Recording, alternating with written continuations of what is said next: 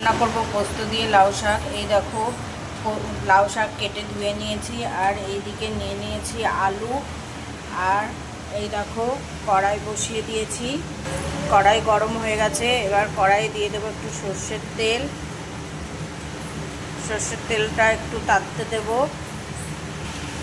তেল গরম হয়ে গেছে, এবার দিয়ে দেব কেটে রাখা আলু। আলুগুলো লাল লাল করে ভেজে নেব। আলুতে দিয়ে দিলাম একটু লবণ। দেখো আলু ভাজা হয়ে গেছে, আলুগুলো সরিয়ে নিয়ে পাশেই দিয়ে দেব ফোড়ন। ফোড়নে দিয়ে দিলাম শুকনো লঙ্কা আর কালো জিরে। ফোড়নটা একটু নেড়ে চেড়ে নেব। তারপরে দিয়ে দেব রাখা লাউ শাক।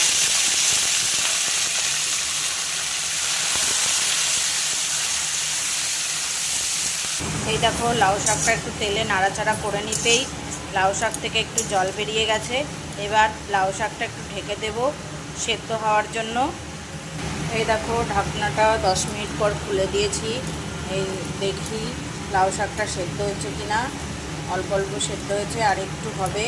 এবার লাউ শাকে দিয়ে দেব 1 চামচ হলুদ, 1 চামচ লবণ। এবার লাউ শাকটা আরেকটু নাড়াচাড়া করে আর একবার ঢেকে দেব, আর 5 মিনিট মতন।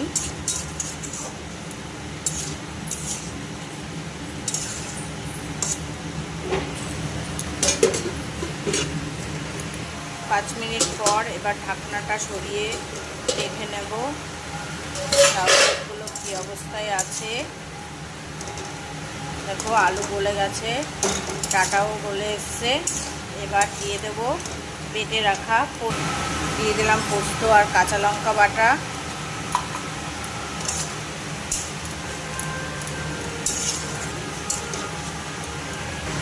এই দেখো পোস্ত বাটা দিয়ে এবার লাউ শাকটা আরও কিছুক্ষণ হতে দেব। জল শুকিয়ে আসলে তখন নামিয়ে নেব। এই দেখো লাউ শাক পোস্তটা আমার হয়ে এসছে। এবার দিয়ে দেবো 1 চামচ চিনি। শাকে সবসময় একটু মিষ্টি দিলে শাকটা খেতে ভালো লাগে, তাই দিয়ে দিলাম চিনি। চিনিটা এবার খুব ভালো করে নেড়ে চেড়ে নেব। এই দেখো আমার লাউ শাক পোস্ত রেডি হয়ে গেছে। তোমরাও এইভাবে লাউ শাক পোস্ত খুব রান্না করে খেয়েও দেখবে, খুব ভালো হয়। সবাই আমার কমেন্টে জানিও রেসিপিটা তোমাদের কেমন লাগলো। এই দেখো লাউ শাকটা নামানোর পরে এইরকম দেখতে হয়েছে। তোমরা সবাই একবার বানিয়ে দেখো, খুব সুস্বাদু খেতে হয়।